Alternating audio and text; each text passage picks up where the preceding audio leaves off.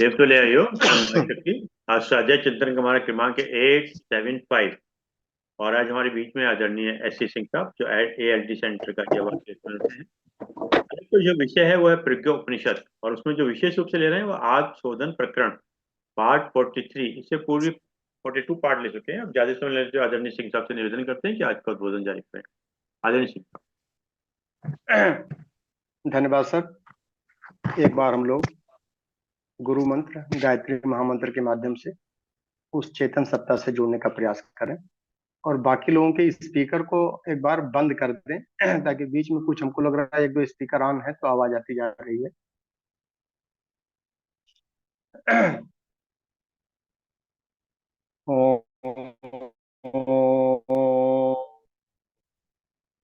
भूर्भुवः स्वः तत्सवितुर्वरेण्यं भर्गो देवस्य धीमहि धियो यो नः प्रचोदयात्।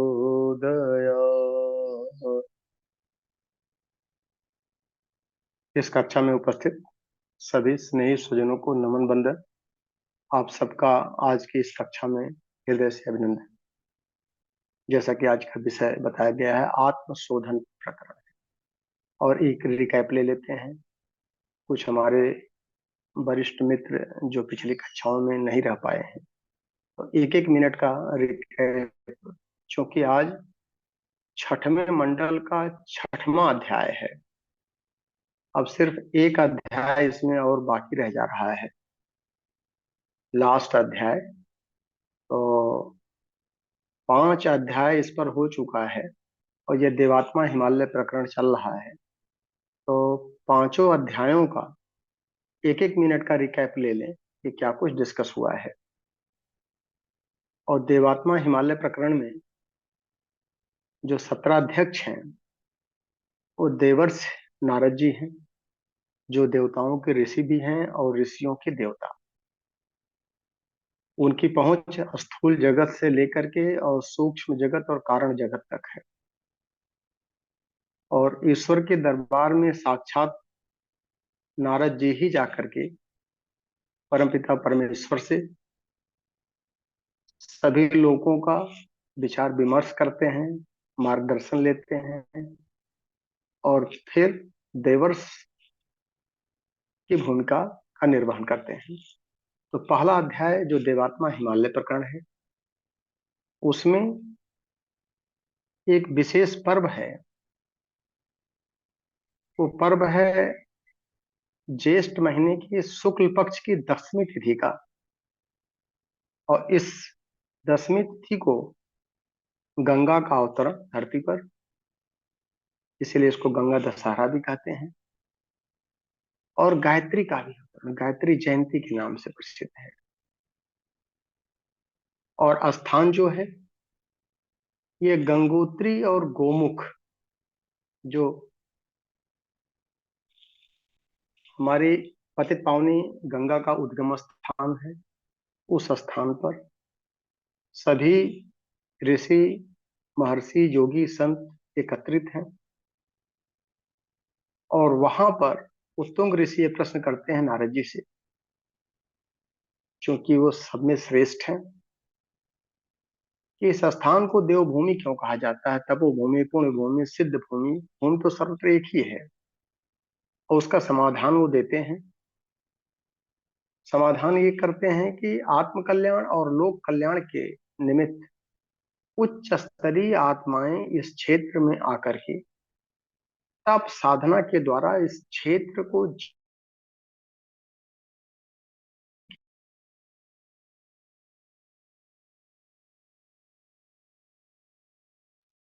इसलिए पुण्य भूमि है, सिद्धों ने किया सिद्ध भूमि है। इसलिए तुलना और आत्मिकी के देवात्मा हिमालय, जिसमें स्वर्गलोक और उत्तराखंड ये दो पार्ट में डिवाइड किया गया है। स्वर्गलोक देवताओं के लिए था, जो स्थूल नर्तनधारियों के लिए दुरू है, वहां पर पहुंचना एक तरह से असंभव है। उस क्षेत्र को देवलोक कहा गया, स्वर्ग भी कहा गया, और वो उसका केंद्र है सुमेरु।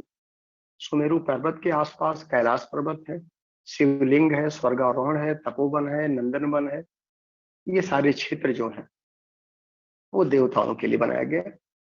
और उसके नीचे के जो स्थान है, जहां पर गंगोत्री, यमुनोत्री, बद्रीनाथ, केदारनाथ, गोमुख, और उसके नीचे जो हरिद्वार, ऋषिकेश, इन सबको उत्तराखंड के नाम से जाना जाता है। और सबका निचोड़ ये निकाला गया कि पात्रता का संवर्धन ही देव आराधन है। देवताओं की आराधना का मतलब हमें अपनी पात्रता का संवर्धन कैसे करें, पात्रता को कैसे विकसित करें, टोटल का निचोड़ निकाला गया था। दूसरे अध्याय में ऋषि प्रकरण की बात आई थी कि जब मनुष्यों का निर्माण किया गया सृष्टा के द्वारा, तो सबसे ज्यादा महत्व ऋषि तंत्र को दिया गया, जो चिंतन, चरित्र और व्यवहार के द्वारा अपने अंदर देवत्व को धारण करने के लिए रिसर्च में लगे हुए थे। और उसी परंपरा में ऋषि श्रेष्ठ कृष्ण द्वैपायन की जो तपस्थली थी व्यास गुफा, जहां पर रह करके उन्होंने आर्ष ग्रंथों का, पुराणों का, सबकी रचना किया, और आर्ष ग्रंथों को मानवता के लिए दिया, जिसके आधार पर आत्मिकी और भौतिकी दोनों का शिक्षण प्रशिक्षण के द्वारा गुरुकुल, आश्रम, आरण्यक, तीर्थ, पर्वों का निर्माण करके पूरे धरती के लिए स्वर्गिक वातावरण कैसे बनाया जाए उसकी साइंस दिया ऋषियों ने रिसर्च करके।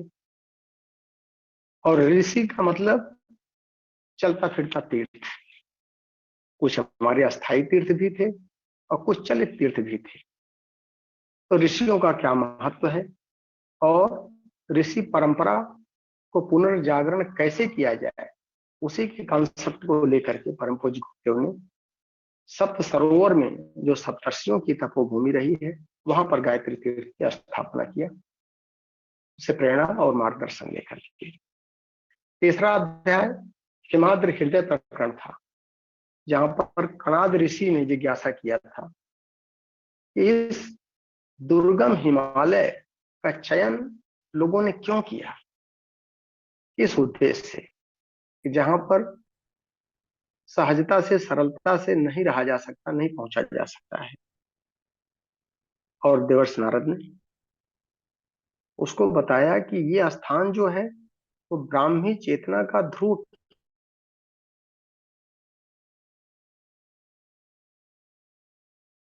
चर्चा की गई थी। देवताओं के लिए उस स्थान को स्वर्ग का नाम दिया गया। और जिस तरह से पृथ्वी पर सबसे पहले, अगर पृथ्वी को बनाने के क्रम में इसी क्षेत्र का विकास किया गया, इसीलिए पृथ्वी का जो मस्तिष्क है उसको कह सकते हैं ये हिमाद्र हृदय है। और चेतना इसी पर आकर के अवतरित होती है, उसके बाद यहीं से पूरे सृष्टि का संचालन होता है। इसीलिए इस स्थान को चेतनात्मक प्रखरता को ध्यान में रखते हुए, और वहां के वातावरण इतना ज्यादा प्रभावी है, चाहे वहां की जल ले लिया जाए, उस पर भी चर्चा हुई थी कि मरीची जल क्या है, और वहां का वायु जो नंदनवन और तपोवन से होकर के चलता है, कितने दैवी गुणों को अपने में आत्मसात करके वहां पर रहने वालों को पवित्र भी करता है, प्रखर भी बनाता है और स्वस्थ रखता है शारीरिक और मानसिक रूप से। और तप और योग के माध्यम से आत्म परिष्कार कैसे सधता है जोगियों का, और उस क्षेत्र में एकांत चिंतन। अगर हमको कुछ विशिष्ट कार्य संपादित करना है, प्रखरता से तप करना है,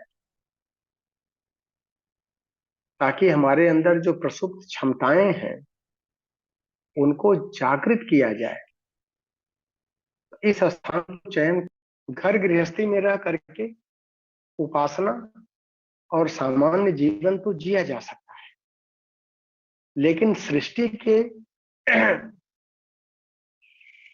निमित्त कुछ विशिष्ट कर्म अगर संपादित करना है, उच्च स्तरीय प्रखरता को प्राप्त करने के लिए, ब्राह्मी चेतना के साथ में साजुता स्थापित करने के लिए, आत्माग्नि और ब्रह्माग्नि को ज्यादा प्रखर करने के लिए इस हिमाद्र हृदय की आवश्यकता पड़ती है।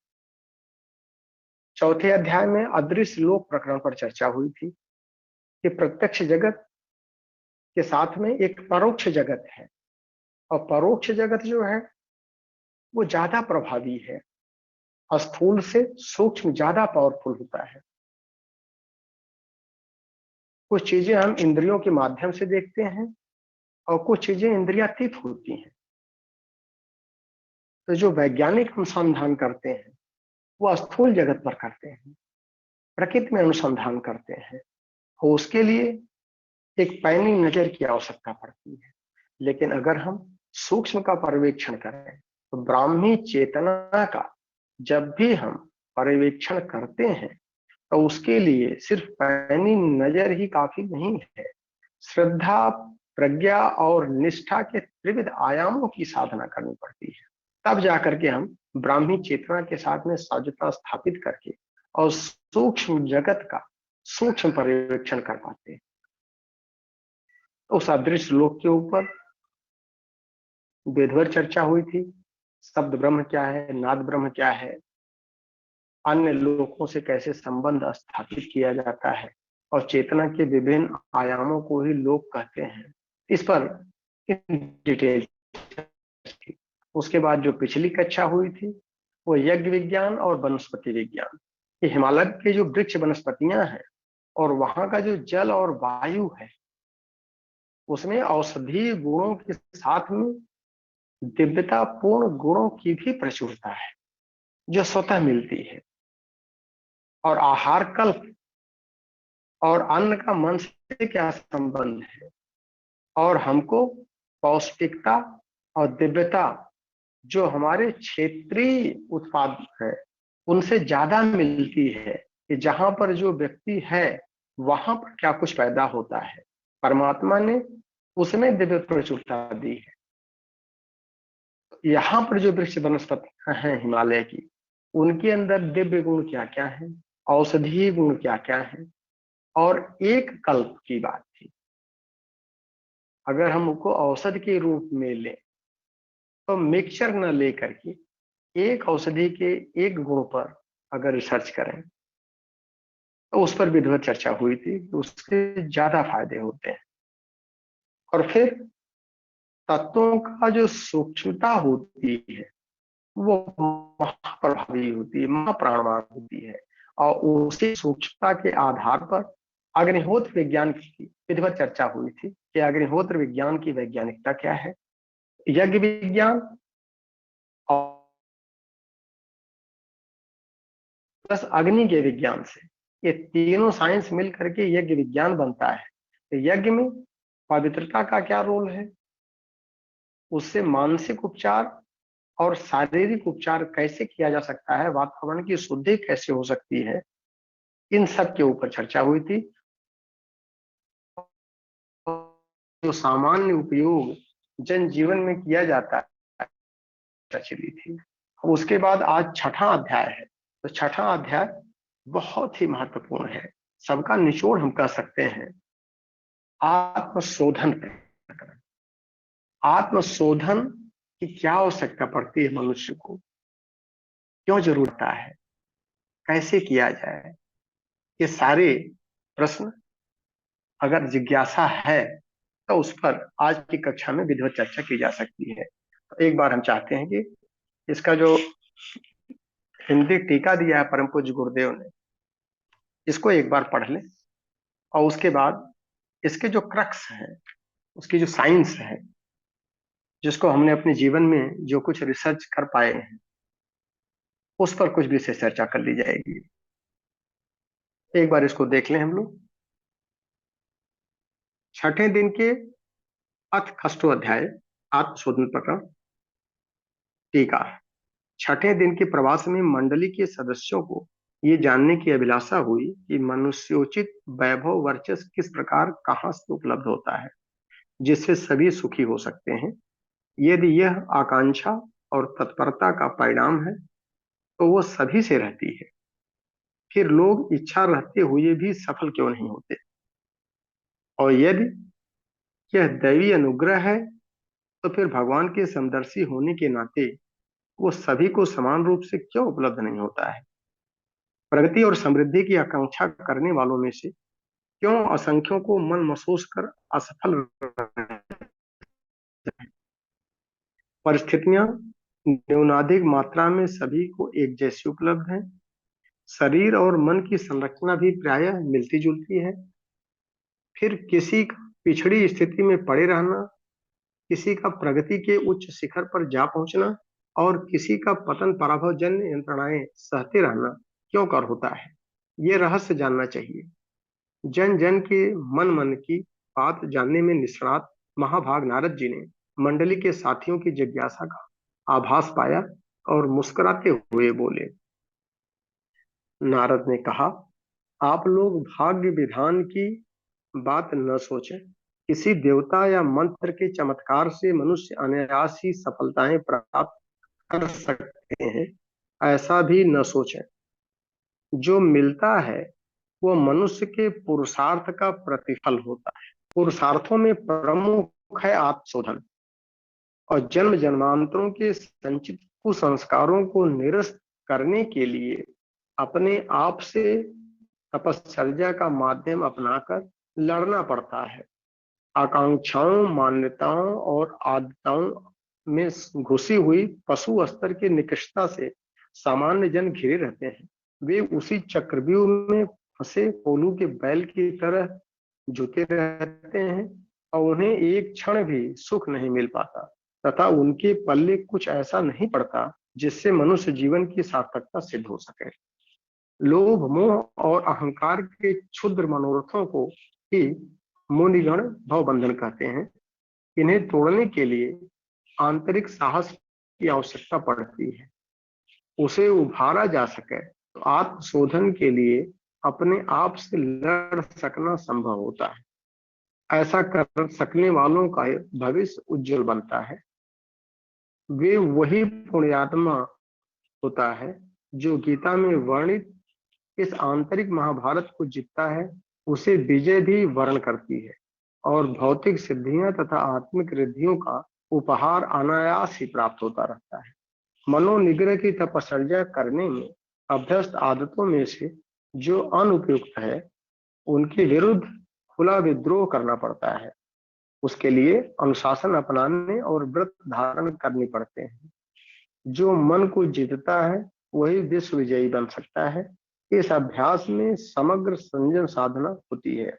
संयम 4 प्रकार के हैं: इंद्रिय संयम, अर्थ संयम, समय संयम और विचार संयम, जो मनुष्य के जीवन में सदा अपेक्षित है और जो इन्हें साथ लेता है वही सच्चा साधक है। साधना की परिणति सिद्धि के रूप में होकर रहती है। उस संस्कारों से लड़ने के प्रथम मोर्चे पर जो जूझता है उसे पशु स्तर के आदर्शहीन लोगों का अनुकरण करने नहीं होती। साधक को अपना लक्ष्य स्वयं निर्धारित करना पड़ता है और आत्मा तथा परमात्मा के दो साथियों को पर्याप्त मानकर उनके बताए हुए मार्ग का अवलंबन करना पड़ता है। गए गुजरे लोगों से जो प्रेरणा ग्रहण करते हैं वे उन्हीं के जैसे क्षुद्र बन जाते हैं। अध्यात्मवादी आदर्श अपनाते हैं और असंख्यों को अनुकरण की प्रेरणा दे सकने वाला मार्ग दूरदर्शी विवेकशीलता के आधार पर चयन करते हैं तथा इस मार्ग को आलस्य आदि कारणों से भी कभी नहीं छोड़ते हैं। इस निजी परिकर के संघर्ष से ही वह आत्म विद्युत उत्पन्न होती है, जिसके सहारे अनेक आश्चर्यजनक प्रयोजन पूरे किए जा सकते हैं। मनोबल अनायास ही किसी को नहीं मिलता है। उसे प्राप्त करने के लिए अपनी आदतों से तथाकथित स्वजनों द्वारा पड़ने वाले सिद्धांत रहित दबावों को अस्वीकार करने की हिम्मत पड़े तो समझ चाहिए कि उसके लिए अजस्र आत्मबल एकत्रित करने का मंगलमय द्वार पूर्ण रूप से खुल गया है। सभी जानते हैं कि रगड़ से बिजली उत्पन्न होती है। अपने कुसंस्कारों से, मूढ़मती प्रियजनों से, आकर्षक प्रलोभनों से जो लड़ सका उसी को ओजस्वी, मनस्वी और तेजस्वी कहते हैं। ऐसे लोग आत्मबल के धनी बनते हैं और उनके सहारे संव्याप्त विभूतियों को खींचने तथा अशुभ अनुपयुक्त को फेंकने में समर्थ होते हैं। आत्मशक्ति ये दोनों ही प्रयोजन पूरी करती है। संकट को टालना और वैभव को बटोरना जिस आत्म तेज के माध्यम से बन पड़ता है उसे प्राणाग्नि या ब्रह्माग्नि कहते हैं। और यही वो ऊर्जा है जिसके सहारे भौतिक क्षेत्र में द्रुत गति से आगे बढ़ना और अध्यात्म क्षेत्र में असाधारण ऊंचाई उठ पाना संभव होता है। ऐसे लोग अपनी नाव पर बिठाकर असंख्यों को इस किनारे से उस किनारे तक पहुंचाते हैं। विलासी, लालची, लिप्साओं में डूबे हुए व्यक्ति जिस प्रकार कर्मकांड उपचार के सहारे देवताओं को फुसलाने का प्रयत्न करते हैं और उनसे ऐसे स्वार्थ साधना चाहते हैं जिनकी पात्रता नहीं है, ऐसे लोग सदा निराश और असफल रहते हैं। अध्यात्म के नाम पर अपनाई गई विडंबना कभी फलीभूत होती नहीं है। नारद जी ने ऐसे अनेक तपस्वी सिद्ध पुरुषों के कार्यक्षेत्र दिखाए जिनने आत्म परिष्कार की साधना से दिव्य शक्ति का भंडार अर्जित किया और लोकहित के ऐसे काम कर दिखाए जो सामान्य लोगों द्वारा सामान्य परिस्थितियों में संभव नहीं हो। शक्ति ही संपदाओं, विभूतियों और सफलताओं की जननी है। उनका संग्रह आध्यात्मिक पुरुषार्थों द्वारा ही संभव होता है। उसके लिए संयम साधने, तप करने और परमार्थ में निरत रहने की आवश्यकता पड़ती है। साधनों, सफलताओं और सुविधाओं के सहारे सभी प्रसन्न उल्लसित होते हैं। इस आधार पर उनका स्वास्थ्य, साहस, कौशल और मनोबल भी बढ़ता है। पर अध्यात्म क्षेत्र के विज्ञानी श्रद्धा, विश्वास के सहारे ही ऐसी मनोभूमि विनिर्मित कर लेते हैं जिसमें प्रसन्नता और प्रफुल्लता की मात्रा अत्यधिक बढ़ सके। इस मन स्थित को परमानंद, ब्रह्मानंद, सच्चिदानंद आदि नाम दिए गए। ऐसी अनुभूति वालों को सांसारिक कठिनाइयां और असफलताएं भी व्यथित नहीं करती हैं।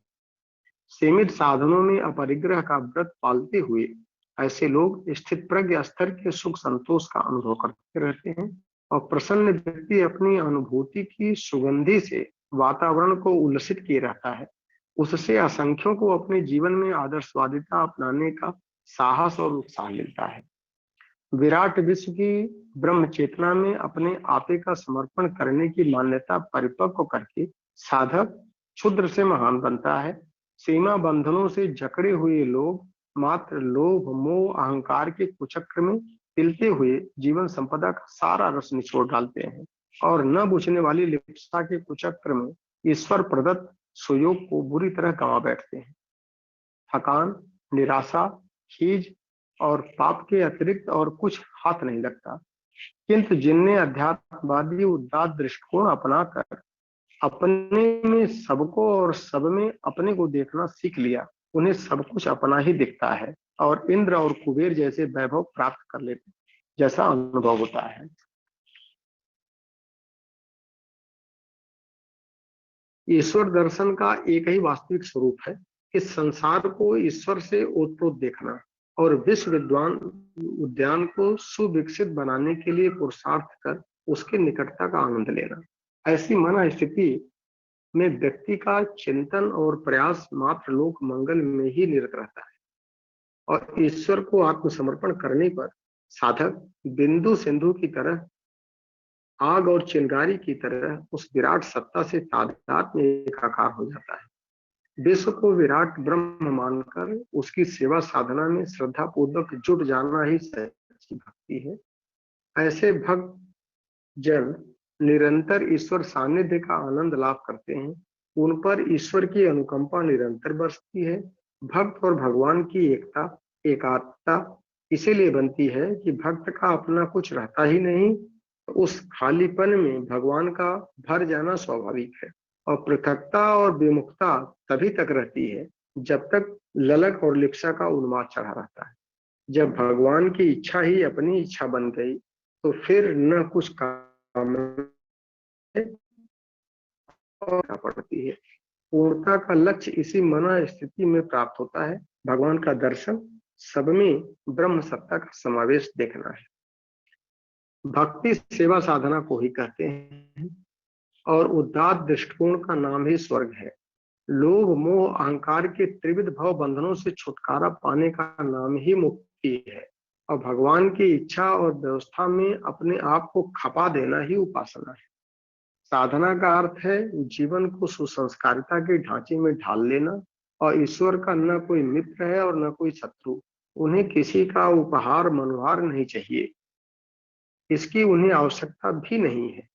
और न उनका कोई अपना है और न पराया, न मित्र है न शत्रु। पूजा का वास्तविक स्वरूप है भगवान के विश्व उद्यान को श्रम सीकरों से सींचना और उसमें उत्कृष्टता का बीजारोपण, आदर्शवादिता का अभिवर्धन कर देना। आत्मशोधन और परमार्थ में निरत व्यक्ति ही सच्चे भक्त माने जाते हैं और वे ही उन वरदानों को प्राप्त करते हैं जो अनादिकाल से समग्र समय पर भगवत भक्तों, योगियों, तपस्वियों, संत, ब्राह्मणों मिलते रहे हैं। इस अनुकंपा के अधिकारी वे नहीं बन सकते जिनका चिंतन, चरित्र और व्यवहार तो निकृष्ट स्तर का है, पर पूजा अर्चना, मंत्र, तंत्र और क्रिया कृत्यों के बदले दिव्य सत्ता को बसवर्ती बनाना और भले बुरे मनोरथ पूरे कराना चाहते हैं। दिव्य भ्रांतों की स्थिति किसी क्षेत्र में कमी नहीं। अध्यात्म क्षेत्र में भी ऐसे भटके लोग बहुत हैं जो हे जीवन जीते हैं और स्वार्थ पूर्ति के लिए दैवी शक्ति का उपयोग करने के दिवस स्वप्न देखते हैं। अनेकों ऋषिगणों ने पावन हिमालय क्षेत्र में निवास करते हुए सच्चे भक्तों जैसी जीवनचर्या अपनाई और बदले में भगवान अजस्र अनुकंपा पाई। ऐसे तत्वदर्शी तपस्वी ही ऋषि कहे और हर दृष्टि से कृतकृत्य हुए। रिद्धि सिद्धियों ने उनके चरण में और वे अपने जीवन में धन। आज का प्रसंग इस चर्चा के साथ इसी आश्रम के पुरातन स्थान देखते हुए व्यतीत हो गया। जहां तहां अर्वाचीन मुनि मनीषी भी इस यात्रा प्रसंग में मिले, उन सबको नमन करती और श्रद्धा सौहार्द प्रस्तुत करती हुई मंडली आगे बढ़ती रही। और सायंकाल होने पर रात्रि के अंधकार में आगे चलना कठिन देखकर मंडली ने नित्य की तरह विश्राम का सुयोग बिठा लिया और आनंद पूर्वक रात्रि बिताई। इस श्रीमद प्रज्ञोपनिषद देव संस्कृत खंडे ब्रह्म विद्या आत्मविद्या युग दर्शन युग साधना प्रकटीकरण योग महर्षि नारद प्रतिपादते आत्मशोधन इस प्रकार नाम खस्तो अध्याय। तो ये रहा गुरुदेव का टीका। अब इसमें थोड़ा सा चर्चा कर ली जाए जो कुछ निकला है टोटल मिल करके इसमें, तो क्या क्या उसके मुख्य बिंदु क्या क्या थे। ऋषि मंडली की एक जिज्ञासा हुई संसारिकता को देखते हुए और संसार के लोग क्या कुछ अपनाते हैं इसको ध्यान में रखते हुए एक प्रश्न जो बनता है कि सभी मनुष्य देखने में तो एक जैसे लगते हैं, सबकी चाहत वही होती है, सुख मिले, वैभव मिले, वर्चस्व हो समाज के ऊपर, यश कीर्ति मिले। अब ये सब चीज जो मिलती है वो कहां से प्राप्त होती है, इसके मूल में क्या चीज है, एक प्रश्न ही बनता है। क्योंकि इच्छाएं सभी की रहती हैं, प्रयास सभी करते हैं, तो कुछ को मिलता है और कुछ निराश होते हैं। तो किनको मिलता है और कौन निराश होते हैं? कुछ लोग हैं वो विश्वास करते हैं कि हाँ, पूजा पाठ कर लीजिए, उपचार कर लीजिए, कर्मकांड कर लीजिए, तीर्थ कर लीजिए, व्रत कर लीजिए, दर्शन कर लीजिए, दान कर लीजिए, तो क्या इन सब चीजों से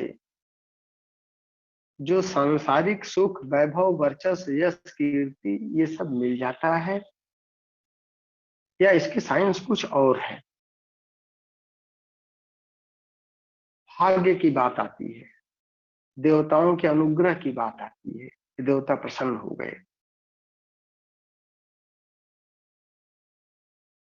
उस पर देवर्ष नारद लोगों के शंका समाधान करते हैं कि कर्म फल का एक सुनिश्चित सिद्धांत है और ये भारतीय दर्शन का मूल तत्व है। भारतीय दर्शन के 4 मूल तत्वों में जो चौथा मूल तत्व है कि कर्म फल का सुनिश्चित सिद्धांत। और कर्म क्रिया को नहीं कहते हैं, क्रिया के साथ में जब विचारणा और भावना जुड़ती है वही कर्म होता है। और उसी का एक बेहतर शब्द पुरुषार्थ कहा जा सकता है कि पुरुषार्थ ही सफलता की जननी होती है और पुरुषार्थी ही इसको प्राप्त कर पाता है। और कौन कितने अंशों में पुरुषार्थी है? क्रिया तो सभी कर रहे हैं, हर बच्चा पढ़ने का प्रयास करता, उतने घंटे पढ़ तो रहा, उसको अगर सफलता नहीं मिलती है तो इसका मतलब कि या तो भाग्य लिखने वाला उसके भाग्य गलत लिखा है, तो फिर वो न्यायनिष्ठ और समदर्शी कैसे हुआ? लेकिन कर्म सब समान नहीं कर रहे हैं और सबकी समानता में जो अंतर आ रहा है वो सिर्फ अंतर आ रहा है कि चेतना के किस धरातल पर कौन व्यक्ति के अंदर क्या चल रहा है सूक्ष्म जगत में। पूरी साइंस इसी पर आकर करती है। और इसको समझने के लिए फिर परम पुरुषार्थ की बात आती है। अगर कर्म यही है तो सबसे बड़ा कर्म कौन है? सबसे बड़ा धर्म कौन सा है? सबसे बड़ा पुरुषार्थ कौन सा है? उसी को परम पूज्य गुरुदेव ने बहुत ही सरल शब्दों में दिया, पूरा दर्शन को निचोड़ करके एक लाइन में। अपना सुधार संसार की सबसे बड़ी सेवा है। बाकी जो कुछ भी हम करें सब सेवा में तो आ रहा है, लेकिन सबसे बड़ी सेवा आत्म सुधार है, आत्मशोधन है। अब इसकी अगर वैज्ञानिकता समझें हम, अभी हम लोगों ने 1-2 अध्याय पहले देखा था कि उसमें एक निष्कर्ष आया था कि मनुष्य जो है वह ईश्वर का उत्तराधिकारी है। ईश्वर ने अपना उत्तराधिकारी मनुष्य के रूप भेजा है इस सृष्टि के सुसंचालन व्यवस्था में सहयोगी बना, सहयोग देने के लिए। तो अगर उत्तराधिकार दिया है तो अपने उत्तरदायित्वों का निर्भर करने के लिए उसके अंदर सामर्थ्य भी देगा, ये सिद्धांत है। क्योंकि अगर हमको कुछ दायित्व मिल रहा है तो अधिकार भी मिलेंगे, हर अधिकारी को मिलता है कुछ रिस्पॉन्सिबिलिटी, तो रिस्पॉन्सिबिलिटी को एंडोर्स करने के लिए कुछ पावर दी जाती है। तो पावर क्या है? उसने अपनी सारी बीज रूप में प्रसुप्त स्थिति में मनुष्य के अंदर एक ईश्वरीय अमानत के रूप में सुरक्षित कर दिया है। अब 2-3 चीजें आ रही हैं, इसको थोड़ा सा समझने की आवश्यकता है। अपनी सारी सामर्थ्य, कोई अंतर नहीं है, विकसित आत्मा ही परमात्मा है। प्रसुप्त स्थिति में है, जागृत स्थिति में किसी को नहीं मिलता है, और बीज रूप में है और सब में है। अब बीज को वृक्ष बनाने के लिए जो कंडीशन है और एक शब्द हमने और इस्तेमाल किया है कि अमानत के रूप में है, धरोहर है। और धरोहर पर किसका अधिकार है? जिसका समान सामर्थ्य किसने दिया है? ईश्वर ने दिया है। अब उस ईश्वर की धरोहर को जब व्यक्ति ईश्वर के उत्तराधिकारी के रूप में उपयोग करेगा तो वह प्रसुप्त से जागृत स्थिति में चला जाएगा। और अगर कहीं उसके अंदर ये भावना आ गई कि अपनी स्वार्थ संकीर्णता, अपनी लिप्सा और लालसा के उद्देश्य से उसकी धरोहर का इस्तेमाल करना चाहेगा तो प्रसुप्ति से जागृति की अवस्था में नहीं आएगी। वो कंडीशन सिर्फ एक है कि हम अपने स्वार्थपरता के लिए चाहिए हमको साधन शक्ति, या ईश्वरीय अनुशासन में रहते हुए ईश्वरीय कार्य को संपादित करने के लिए उस धरोहर का इस्तेमाल कर रहे हैं। कोई आदमी एक बैग ला करके और अगर हमारे पास रख के चला जाए कि भैया ये बैग है, इसमें कुछ संपत्तियां और विभूतियां हैं, जितना चाहेंगे ब्लैंक चेक है, लेकिन ये हमारा है, हमारा है तो हमारे काम के लिए हम आप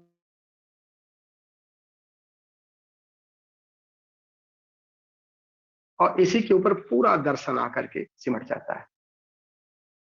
तो सबकी जड़ में जो मुद्दा जा रहा है वो लिप्सा और लालसा की है, जिसे हम भावना वासना कहते हैं। एक ताला भी लगा हुआ है और उसकी एक चाबी भी दे दिया है उसमें। ताला क्या है? भाव बंधन का उस धरोहर के ऊपर एक ताला लगा हुआ है और भाव बंधन त्रिआयामी दिया है।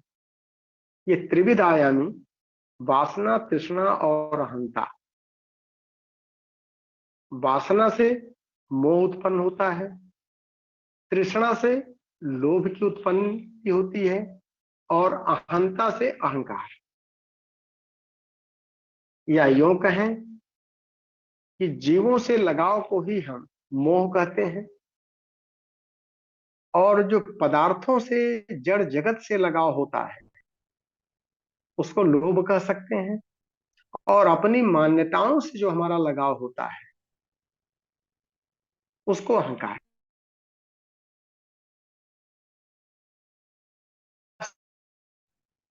अहम का जो स्वरूप है वो अहंकार है। और ये जब तीनों चीजें स्वार्थ संकीर्णता की तरफ केंद्रित होने लगती हैं तो फिर ऐसी स्थिति में हम कंडीशन के अगेंस्ट में चले जाते हैं और वो करने के बजाय सामान्य जीवन जीना भी दुर्लभ होने लगता है।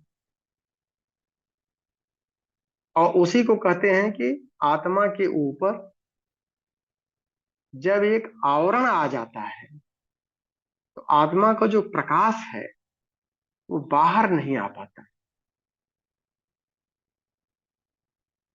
और फिर जो हमारे चक्षु हैं, जो हमारे ज्ञान केंद्र हैं, उनको अगर प्रकाश नहीं मिलेगा तो मन अगर हमारा वासना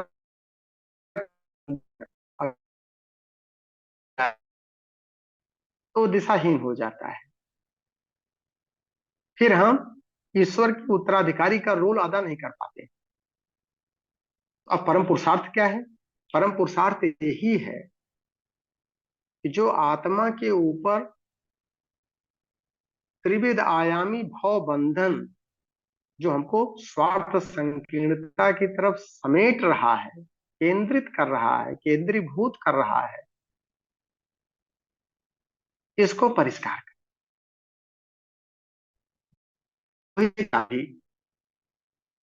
भाव बंधन नामक ताले को खोलने की जो चाबी है उसी को हम साधना कहते हैं। और साधना से सिद्धि अगर होती है तो फिर मनोनिग्रह सधने लगता है और मन ही सबके केंद्र में है, सबसे बड़ा सेवक है, सबसे बड़ा साधन है हमारे लिए। कि हमको वो गर्त में भी ले जा सकता है और सामान्य मनुष्य का जीवन जीने में भी बाधा डाल सकता है। और यही मन अगर सही दिशा में चलने लगे, ईश्वर के अनुशासन में आ जाए और अपने बनाए हुए कुसंस्कारों को अगर साफ सफाई करके चल जाए, ऐसी स्थिति में यही मन मनुष्य को सामान्य मनुष्य से विशिष्ट मनुष्य में पुण्यात्मा, देवात्मा, महात्मा, परमात्मा इस स्तर तक ले जाकर के पहुंचा देता है। व्यक्ति वही है, बस खाली चाबी से उस ताले को खोलने की आवश्यकता है। तो ताला भी अपने हाथ में है, चाबी भी अपने हाथ में है। सारी सामर्थ्य बीज रूप में सुरक्षित कर दी गई है और इसी के आधार पर जो सिद्धांत दिया गया है कि आत्म विजेता ही विश्व विजेता बन सकता है। जिसने मनोनिग्रह कर लिया, और मनोनिग्रह करने के लिए आत्म ज्योति के प्रकाश को बाहर लाने के लिए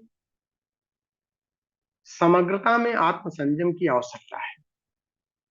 और परम पूज्य गुरुदेव ने आत्म संयम की समग्रता को बहुत ही साधारण ढंग से बता दिया है कि 4 तरह के संयम को खाली हम कर लें, अगर इंद्रिय संयम कर लें, विचार का संयम कर लें, समय का संयम कर लें और साधन का संयम कर लें, तो फिर आत्म संयम सधने लगेगा और मनोनिग्रह की साधना अपने आप होने लगेगी। तो ऐसी स्थिति में कुछ जो गीत संगीत भजन भी दिए गए हैं, और अगर हम इतिहासों पर झांक करके देखें कि क्या कुछ लोगों ने पाया भी है इस तरह का, और इसी पर एक संगीत दी गई है कि आओ लड़े स्वयं से, कलुषों से कलमशों से, आओ लड़े स्वयं के कलुषों से कलमशों से, भोगों से वासना से, रोगों के राक्षसों से। कुंदन वही बनेगा जो आग पर चढ़ेगा, संग्राम जिंदगी है, लड़ना इसे पड़ेगा। जो लड़ नहीं सकेगा आगे नहीं बढ़ेगा, जो लड़ नहीं सकेगा आगे नहीं बढ़ेगा। और ये लड़ाई कहाँ की है? यही लड़ाई है मनोनिग्रह की, आत्म संयम की लड़ाई है।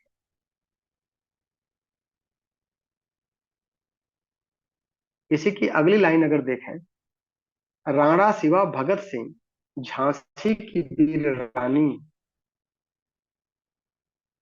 कोई भी कायरों का इतिहास क्यों पढ़ेगा, संग्राम जिंदगी है, लड़ना इसे पड़ेगा।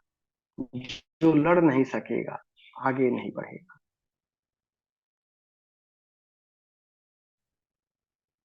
और इसी लड़ाई को अगर हम देखें, अगर हम एक शख्सियत का नाम लें जिसके बारे में हम सब लोग देखते हैं, ज्वलंत उदाहरण है संसार में, जो बहादुर कौम की स्थापना की गई थी, खालसा पंथ का, हम सभी जानते हैं।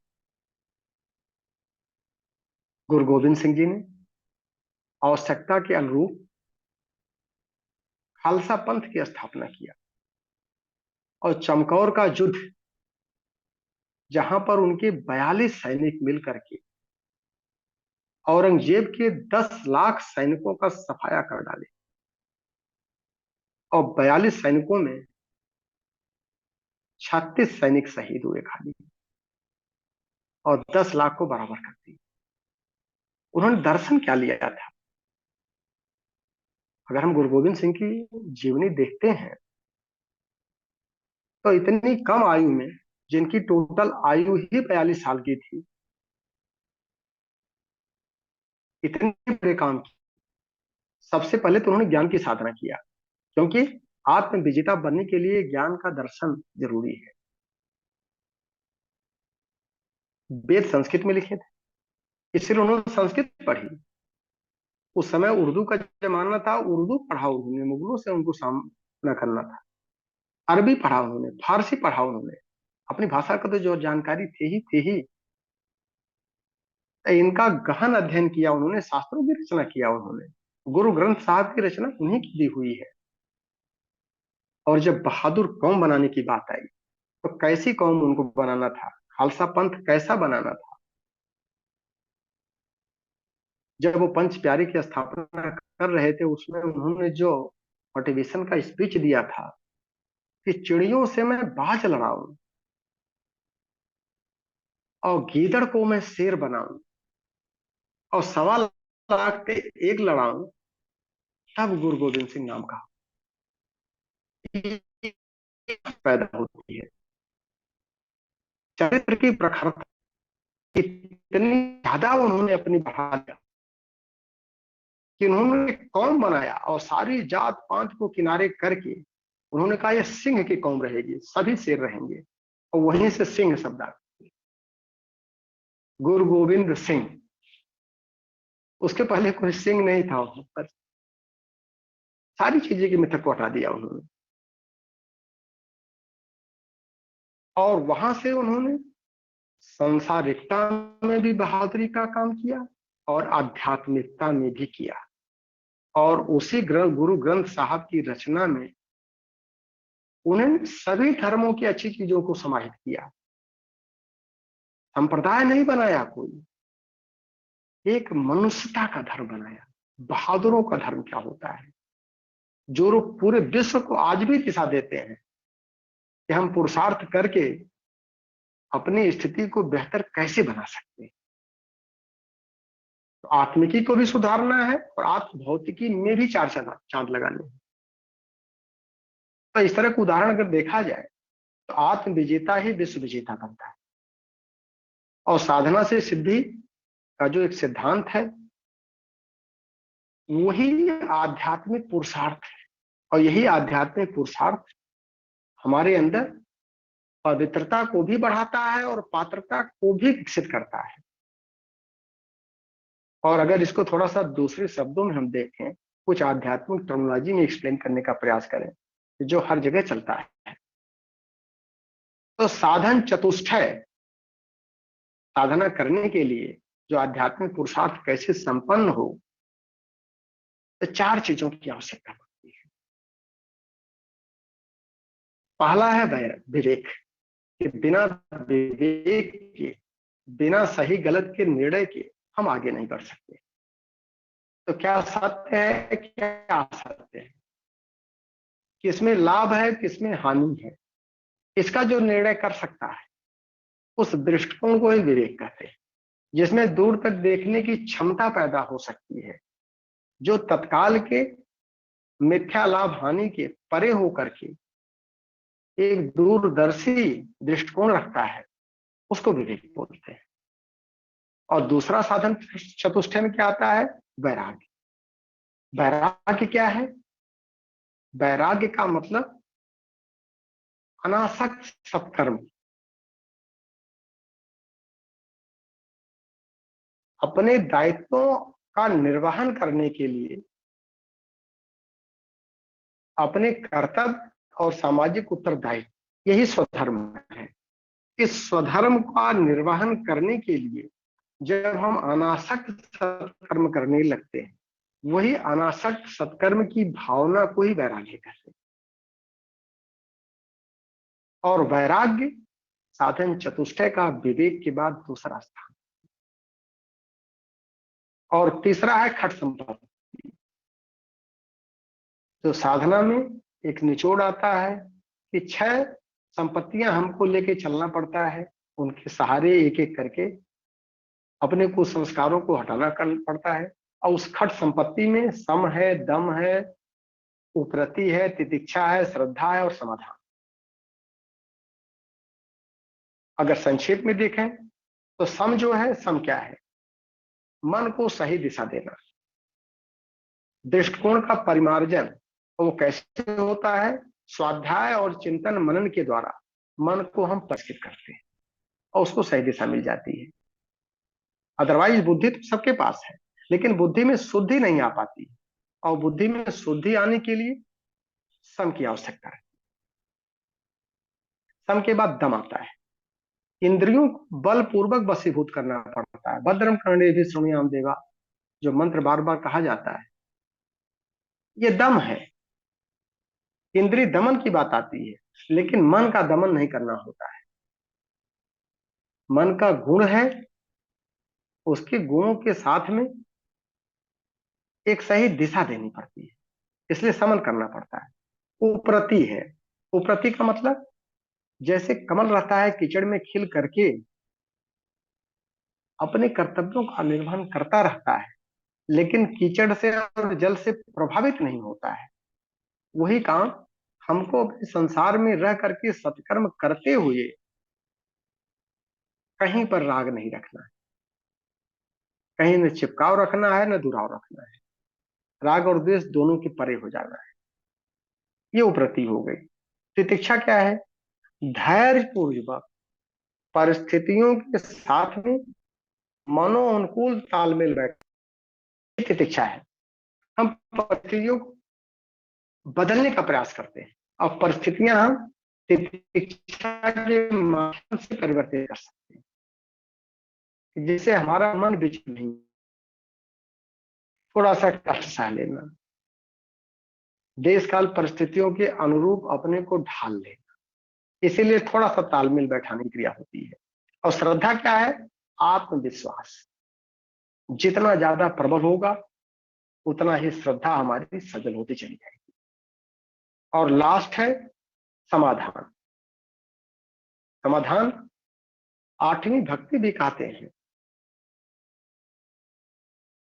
कि आठों जथा लाभ संतोषा, कि बेहतर प्रयास करने के बाद जो उपलब्धि मिले उसमें संतोष रखना, ये समाधान है। तो ये 6 संपत्तियां लेकर के जब हम साधना रत होते हैं तो लास्ट में मोक्षत्व की प्राप्ति होती है, मोक्ष की प्राप्ति। मोक्ष क्या है?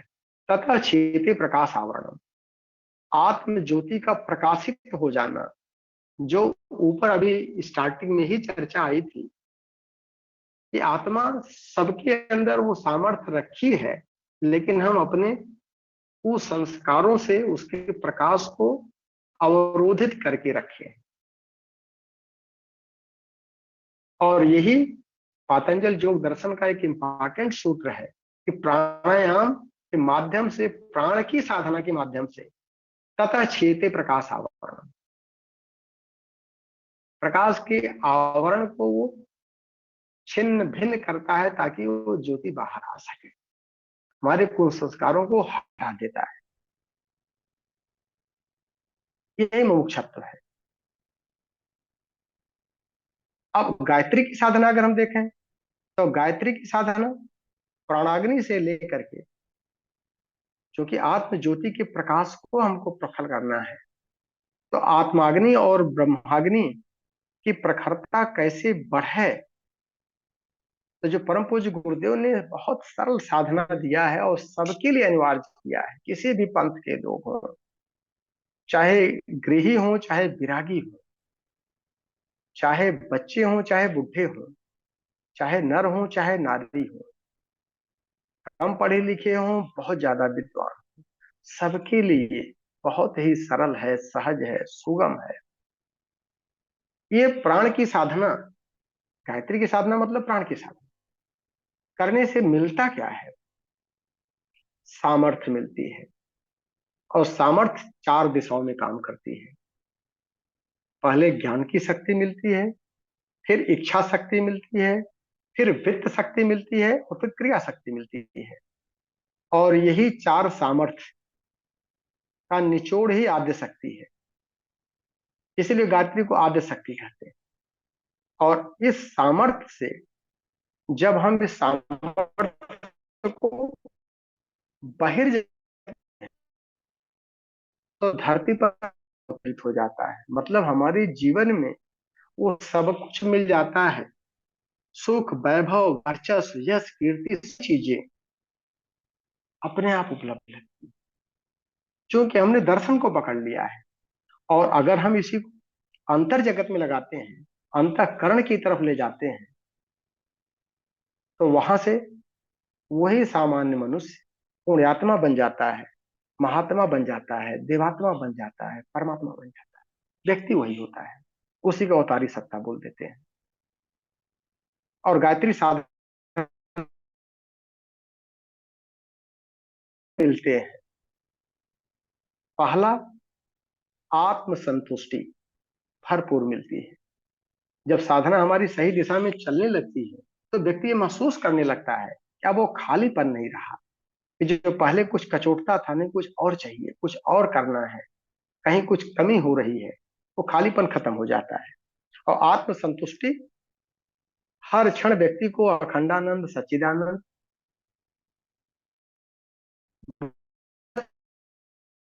उसको क्या मिलता है?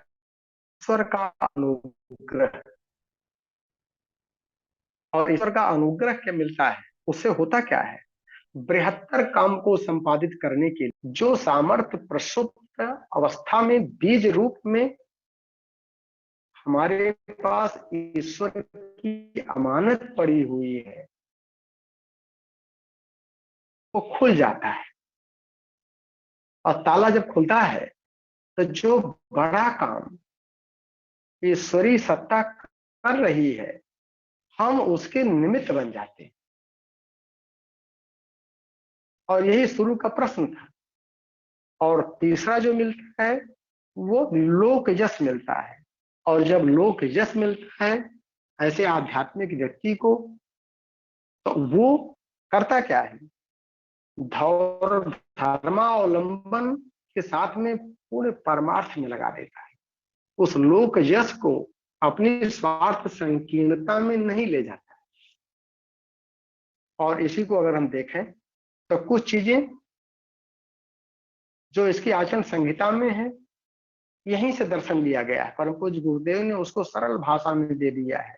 गायत्री स्मृति में देवस में से अक्षर दे दिया है।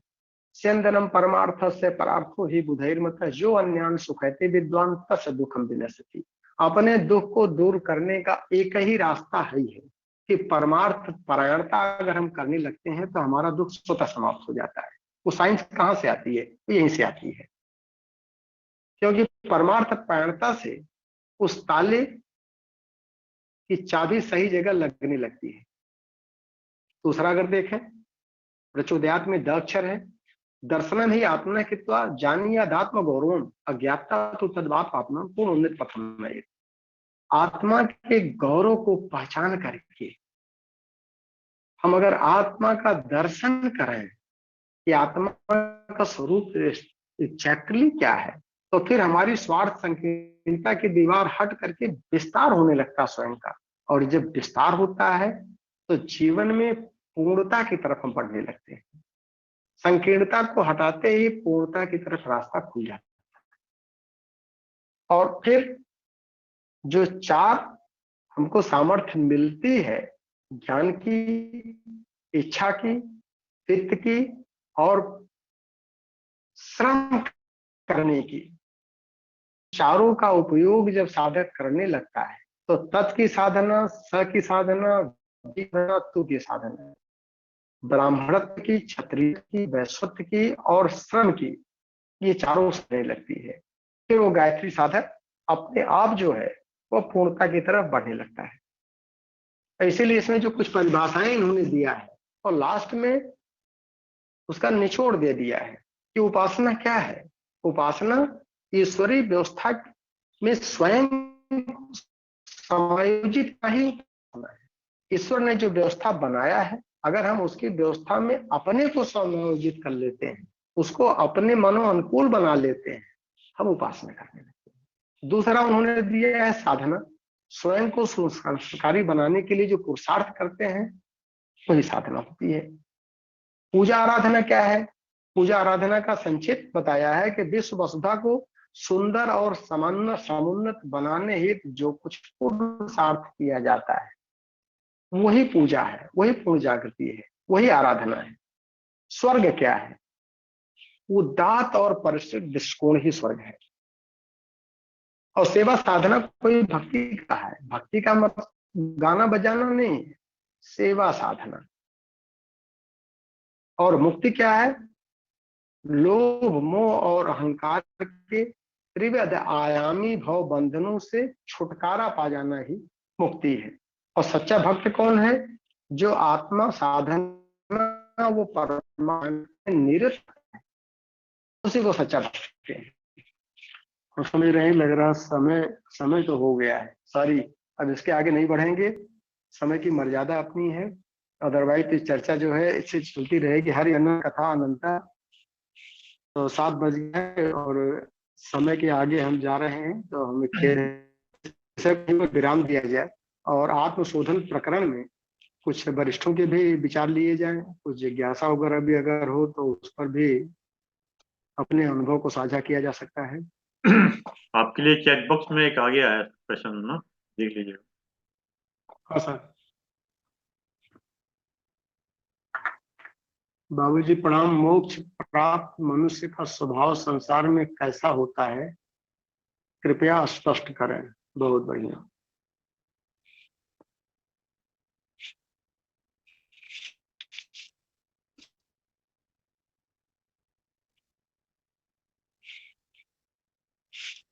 यही प्रश्न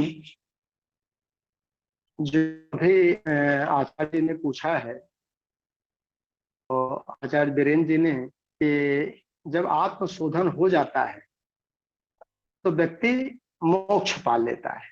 और मोक्ष पा लेता है मतलब अभी जो चर्चा में आया था कि जो मोक्ष पा लिया मतलब भाव बंधनों से मुक्त हो गया। और भाव बंधन क्या थे? उसके अपने बनाए हुए लोभ मोह और अहंकार की परिधि को परिष्कृत कर लिया उसने। तो अर्जुन ने यही प्रश्न किया था कृष्ण से कि भगवान ऐसा व्यक्ति जो है देखने में कैसा लगता है, कैसे उठता है, कैसे बैठता है, कैसे खाता है, कैसे सोता है, कैसे जगता है।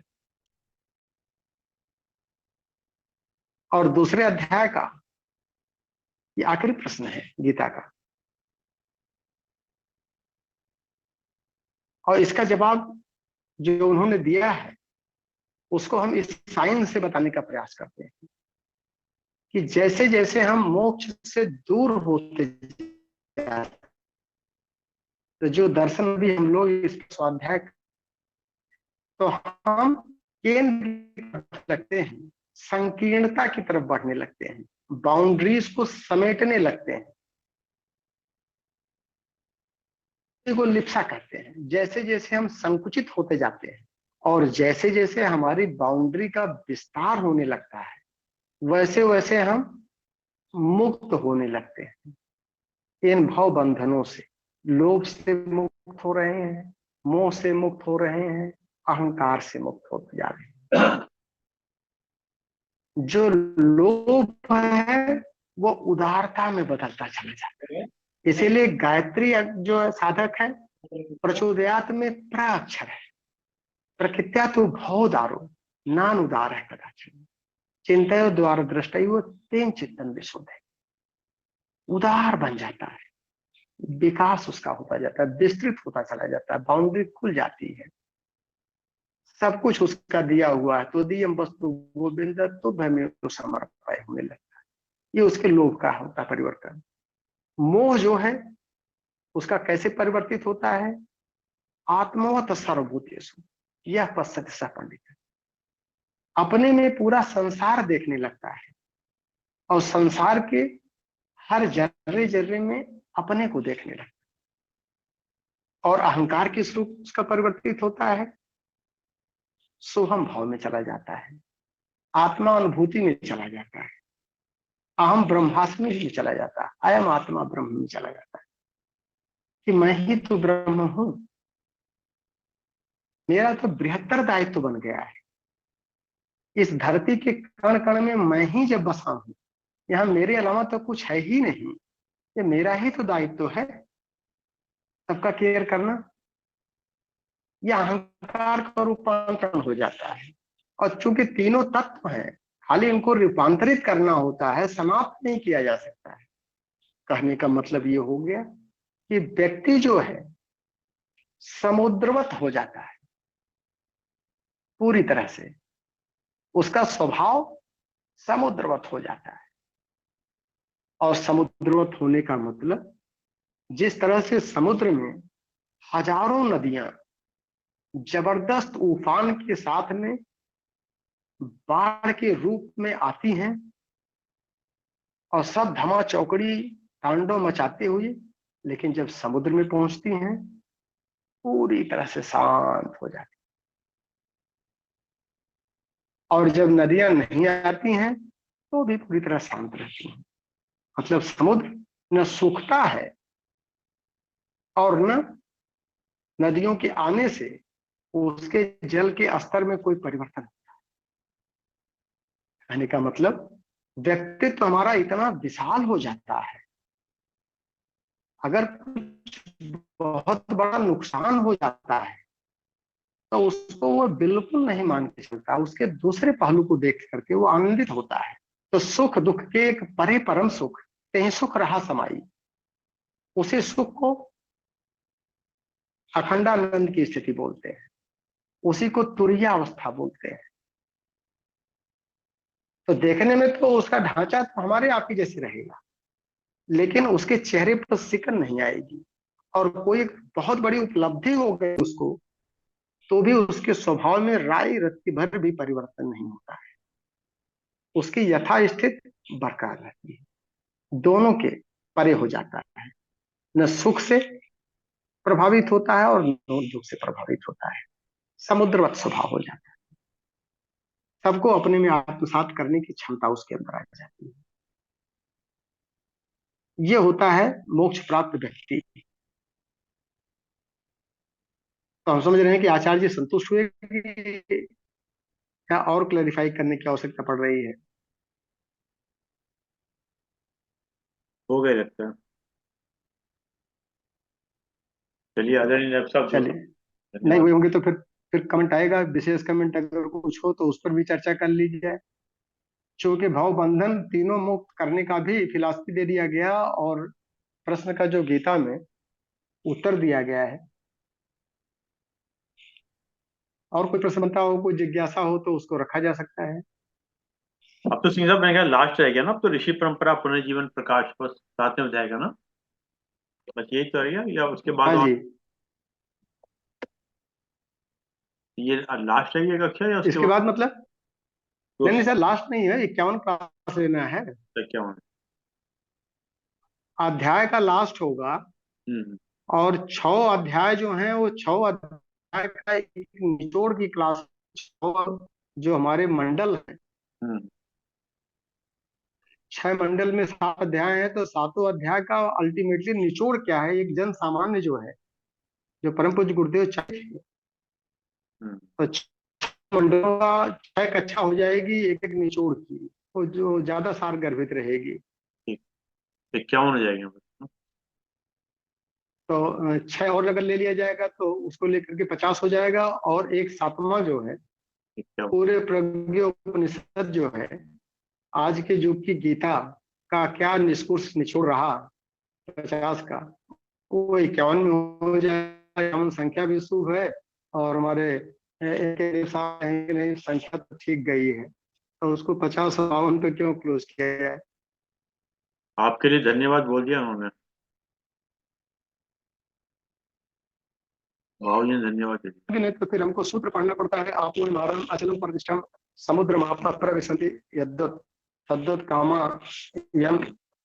वो सूत्र पूरा यहाँ पे पढ़ करके हम समझाते हैं।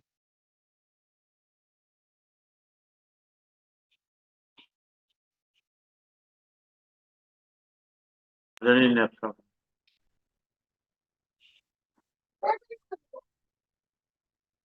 हाँ सर। आज थोड़ा सा नेटवर्क का इश्यू रहा। नेटवर्क अच्छा, रहा। नेटवर्क का इशू था क्या? जी हाँ हाँ सर, जी, थ्रू पूरा आउट रहा क्लास में। राइट है। बीच अच्छा, बीच में कटता रहा, काफी बीच बीच बीच में तो में मेरा भी आवाज गायब हो गया था, तो मैं दोबारा कनेक्ट हो गया। आवाज नहीं आ रही थी, लेकिन आवाज भी आपका कट रही बीच में काफी डिस्टर्बिंग रहा। आज हम लोग सुन रहे अच्छा थे, क्वेश्चन के डिस्टर्बिंग बीच रहा। में कई वर्ड्स जा रहे थे, मतलब लेकिन हमारी मूल तरफ से नहीं था चीजें वो, तो समझने में आ गई। एड सेंटर से ही था बस वो। सर, मूल चीज समझने की तो जरूरत है, बाकी तो नहीं मान के नहीं, चलेंगे। बिल्कुल समझ गया, सब चीज समझ में आ गई बस। लेकिन नेटवर्क जैसे आपको बोलते हो स्टिल, अभी भी आप स्टिल देख रहे हो, जैसे बीच में स्टिल हो जाती है, आवाज आती रही स्टिल। जी। ये मतलब हेल्थ आज आपका सेंटर के गला भी खराब आसपास था, है सर। गला भी आपका ठीक नहीं रहता ना।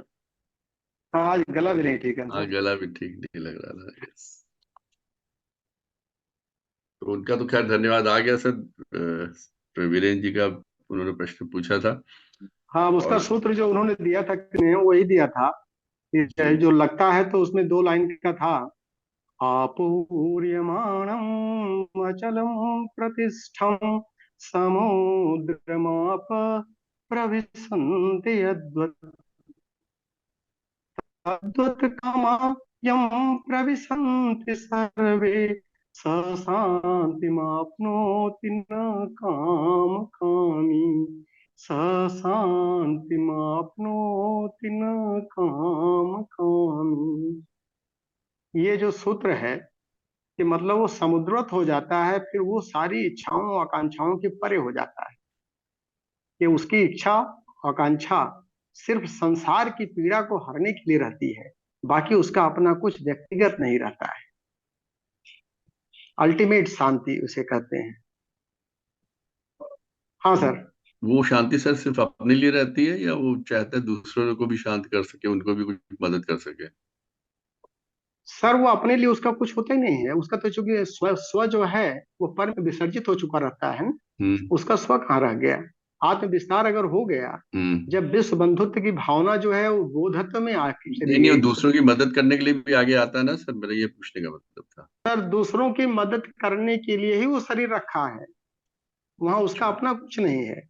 उसका तो बस खाली एक ही कामना रह जाती है, इस धरती पर जब तक एक भी पीड़ित जीव जंतु है, तब तक हमको और कुछ नहीं चाहिए। सिर्फ एक कामना रह जाती है, वो समग्रता के लिए जीता है ना सर। अपना उसका कुछ नहीं रहता, अपना शरीर हाथ पैर। परम पूज्य गुरुदेव क्या कहते थे, भाई इस कुर्ते को उतार के हम किसी भी टाइम फेंक देंगे, इसकी आवश्यकता हमको बाधक जब बनने लगेगा।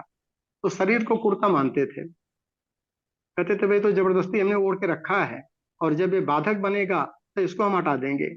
और इस पर डांटते थे लोगों को कि तुम ये आवरण को देखने के लिए आए हो या हमको देखना चाहते हो। मैं व्यक्ति नहीं, मैं विचार हूँ। मेरे अंदर अगर फाड़ के देखा जाए तो मेरी पीड़ा को देखो, कि मैं किसी को पीड़ित नहीं रहने देना चाहता हूँ। ये उनकी पीड़ा थी। तो उसका स्वयं का तो कुछ होते नहीं है सर, विस्तार हो चुका रहता है ना सर। यही जहां विस्तार हुआ, ब्रह्माग्नि आपकी प्रखर हो जाती है। और जैसे जैसे हमारा संकीर्णता बढ़ती रहती है, इसीलिए स्वार्थ संकीर्णता दिया जाता है।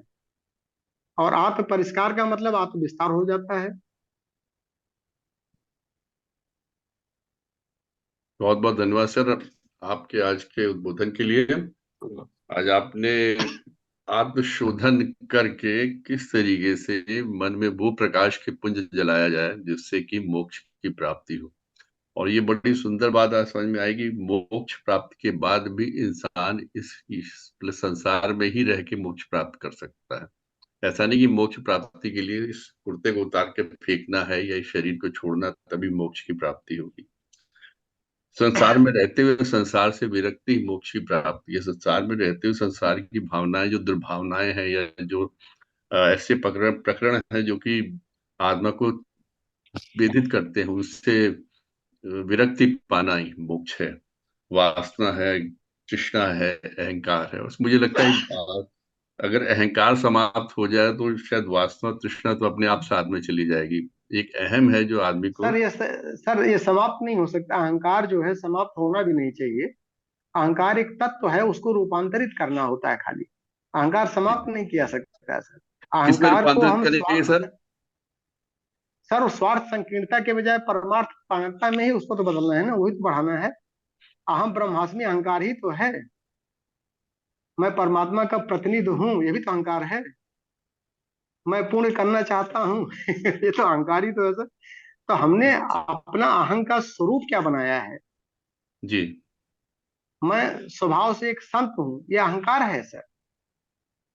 क्योंकि पॉजिटिव अहंकार इसको माना जाएगा ना, सकारात्मक के विस्तार दे रहा है अपने को। अहंकार खत्म नहीं हो सकता, अहंकार एक तत्व है सर, और तत्व समाप्त नहीं किया सकता है, परमात्मा का बनाया हुआ है, उसको रूपांतरित करना होता है। मैं ब्रह्म का स्वरूप हूँ, मैं ईश्वर का स्वरूप हूँ, उसको इस तरफ ले जाना है। हाँ एग्जैक्टली एग्जैक्टली, विस्तार मैं देना है मैं बस, कुछ खाली नहीं, जैसे मैं होता है जो ना। कुछ भी हूँ ईश्वर का हूँ, ईश्वर का प्रतिनिधि हूँ, इसको इस तरह से ले आया जाए। हाँ मैं ईश्वर का प्रतिनिधि हूँ, उसका स्वरूप हूँ, उसी का बेटा हूँ, वही हूँ। हम्म। धीरे धीरे अल्टीमेटली तो उससे फिर हमारा अपना विस्तार हो जा रहा है, कार्य क्षेत्र का विस्तार हो जा रहा है। मेरा इसका उद्देश्य खाली इतना है देखिए, जब मैं कि अहंकार की कार्य बात क्षेत्र का करता हूँ सर, तो विस्तार। मेरे अहंकार का मतलब होता है कि जब मैं एकदम मैं कर रहा हूँ। अब जब ये होता है कि मैं कुछ नहीं, वो ईश्वर है, उसी का स्वरूप हूँ मैं, तो वो अहंकार की वहां समाप्ति होगी, ईश्वर का ध्यान होगा। मेरे कहने का वो अर्थ था। अब आपने तो उसको बड़े गूढ़ तरीके से एग्जैक्टली कहा सर है। एग्जैक्टली, तो जो तो जब सर वही आपने जो आत्मा है वो अपनापन मैं कर रहा परमात्मा में हूं, जो है ये समाप्त विसर्जित हो हो जाती है। जाके जब अर्जुन कहे कि मैंने उसको मार दिया, उसको छोड़ गया, कि नहीं भगवान ने किया, मैं तो खाली निमित्त मात्र हूँ, जहां ये बात आ जाती है वहां अहंकार की समाप्ति हो जाती एग्जैक्टली है। सर, ये निमित्त सर वाली एग्जैक्ट बात है मेरा भी यही खाली। कहने का अर्थ था। टोटल मैटर जो है वो निमित्त का जी, ही है। जब आप पूर्णतया समर्पित कर देते हैं ईश्वर को, तभी आपके अंदर प्रकाश पुंज जागृत होता है, और ईश्वर के ही आप स्वरूप का अपने अंदर पहचानते हैं, और कोशिश करते हैं जितने ज्यादा लोगों का भला हो सके, जितने ज्यादा लोगों में आप उस प्रकाश से आलोकित कर सकें, उतना ही अच्छा है। आपके आज के उद्बोधन के लिए सर आपका बहुत बहुत धन्यवाद। बड़े सुंदर शब्दों में आपने अपने विचार व्यक्त किए, और मुझे तो लगता है कि ये आज का विचार काफी गहन था, गूढ़ था, और आप बहते चले गए। समय को आप ना देखते घड़ी, तो अभी कम से कम हम लोग 15 मिनट तक और कर सकते थे इसमें। तो जो रह गया सर, उसको अगली बार देखा जाएगा। आपका बहुत बहुत धन्यवाद सर। Thank you. धन्यवाद सर, धन्यवाद सर। धन्यवाद आदरणीय एनके साहब, धन्यवाद आदरणीय शशि सिंह साहब, आपने समय निकाल के समय दिया, और जूम के लोगों का विशेष रूप से धन्यवाद कि आपने समय का समय दिया। और आज का विचार भी बड़ा गहन है, बड़ा महत्वपूर्ण है, और बड़ा ही थोड़ा सा गंभीर समझने वाला है। जैसे आज का उद्बोधन है, ऐसा आज का विचार है। हो सकता है स्वागत है बहुत, सर। हो सकता है कम ही लोग समझ पाए। किसी भी व्यक्ति के व्यवहार व आचरण से उसकी सोच के स्तर का पता चलता है। किसी भी व्यक्ति के व्यवहार व बिल्कुल आचरण सही है से सर। उसकी सोच के स्तर का पता चलता है। सोच में सकारात्मक सुधार से व्यक्ति के व्यक्तित्व एवं चरित्र में निरंतर परिवर्तन होने लगते हैं। सोच में सकारात्मक सुधार से व्यक्ति के व्यक्तित्व एवं चरित्र में निरंतर परिवर्तन होने लगते हैं। इसलिए हमारा सबसे पहला प्रयास अपनी सोच को बेहतर बनाना होना चाहिए। वाह, बहुत बढ़िया सर, बहुत बढ़िया सर। इसलिए हमारा सबसे पहला प्रयास अपनी सोच को बेहतर बनाना होना चाहिए, ताकि हमारे चाल चलन चरित्र एवं व्यक्तित्व में निरंतर प्रगति होती रहे। ताकि हमारे चाल चलन चरित्र एवं व्यक्तित्व में निरंतर प्रगति होती रहे। सही, बहुत अच्छा सर, बहुत बढ़िया सर। आनंद में वाह वाह वाह वाह वाह वाह वाह वाह। वाह वाह कहना जरूरी है, नहीं तो भी अरविंद साहब, अरविंद शर्मा साहब टोक देंगे कि आप लोगों ने कहा है। मुझे याद आ गया वाह वाह भी कहना। अरे बड़ा घोर, मतलब गंभीर था, तो मुझे लगा कि वाह कहना नहीं कहना, लेकिन कहा नहीं वाह वाह कह दे। आइए बस साहब, ओम का उच्चारण। ओम।